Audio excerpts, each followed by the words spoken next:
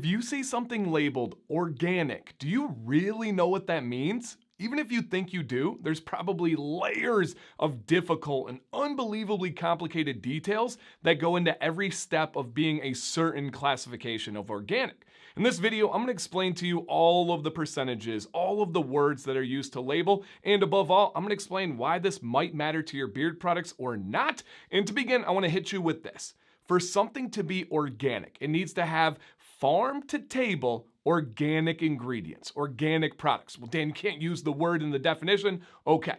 From the beginning of growing it to ending up in your product, whether it's a beard oil, whether it's the food on your table, it can have nothing synthetic, including the pesticides, including any chemicals, any fertilizers, and to take it a step further, and a lot of people miss this step, for it to actually be from an organic source, it needs to use regenerative farming. Nailed that word, hate that word, but nailed it. And essentially, they need to prove that they can have this farm sustainable for the future.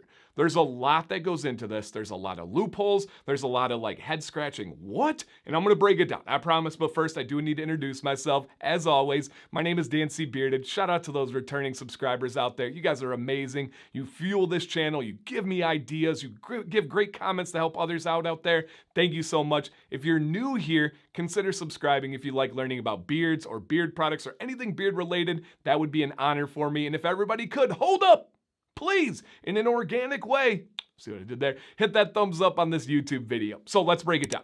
We talked about it. No pesticides that are synthetic, nothing that's grown in a lab or anything like that. It needs to be organic. Now, what about the labels? If you see the term organic, that means that product has at least 95% organic material inside of it. Well, Dan, I can have something that has 5% not organic, and I can label the whole entire package organic. In the United States, yes. All you need is 95% of it to be considered entirely organic. Well, what about, I've seen it say made with organic ingredients. That just needs to have 75% of the product containing organic ingredients. Oh my gosh. Now there is a step above. If you see something that says 100% organic, that means everything in there should be organic, but there are loopholes.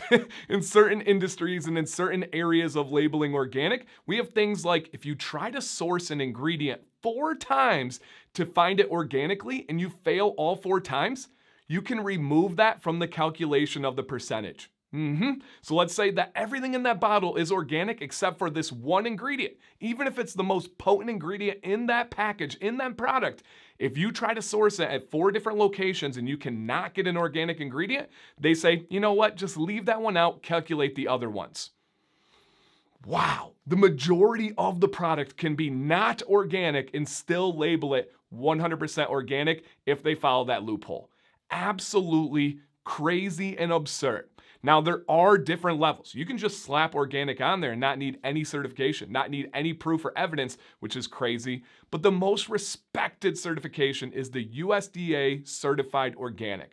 That does require a yearly renewal. They go in and they process it, they audit it, and it's a pretty serious thing. Now, of course, it's just auditing to see if they're following those requirements, which are a little bit loopy and crazy, but at least there is some testing, there is some follow-up. Other than that, it's like the FDA just says, hey, we trust that you're saying the right things. If we prove that you're wrong eventually, for whatever reason, we're gonna slap you on the wrist and you're gonna be in a lot of trouble. But until then, just put the right stuff down. All right, so it takes a lot of trust. Now, when it comes to our beard products, that is something that is often seen as desirable, right? We are essentially using plant-based ingredients, sometimes animal-based ingredients, whether it's ostrich or beef or emu, whatever it may be.